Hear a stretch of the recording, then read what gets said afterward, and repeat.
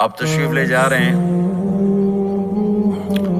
مکہ چھوڑ کے مدینہ، راستے میں بھوک لگی، رابغ ایک خیمہ دیکھا، وہاں ایک بوڑھی عورت بیٹھی۔ آپ نے ان سے کہا ماں جی کچھ کھانے کو ملے گا، پیسے دیں گے؟ اس نے کہا بیٹا بارش نہیں ہوئی، کچھ بھی نہیں ہے، قحط ہے، کھانے کو بھی نہیں ہے، پینے کو بھی نہیں ہے۔ تو ایک بکری کھڑی تھی، بالکل کمزور، اس کے جسم پر صرف کھال تھی۔ آپ نے کہا اس بکری کا دودھ نکال لوں؟ وہ کہنے لگی دیکھ تو رہے ہو اس کے جسم پر تو سوائے کھال کر ہے کچھ نہیں، کہاں سے نکالو گے؟ کہا آپ مجھے اجازت دو۔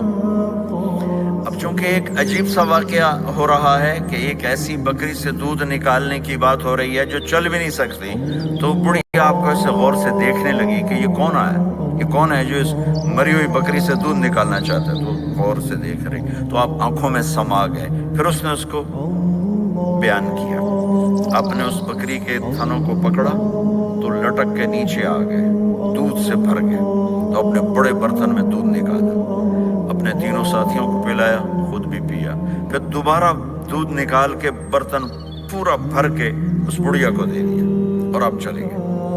شام کو اس کا خامد آیا ابو معبد، انہیں کہا ام معبد یہ دودھ کہاں سے؟ کہا اس بکری کی۔ کہا پاگل ہے، یہ تو چل نہیں سکتی، اس کا دودھ کہاں سے آ گیا؟ کہا ایک نوجوان آیا تھا، اس کے ہاتھوں میں کوئی تاثیر تھی، جادو تھا، جس سے یہ دودھ نکلا ہے۔ وہ کہنے لگا ان عتیلی، بتاؤ وہ کیسا تھا؟ کہنے لگی میں تمہیں کیا بتاؤں، میں نے ایک شخص دیکھا، مجھے لگا جیسے 14ویں کا چاند ہی کپڑے پہن کے زمین پہ آ گیا۔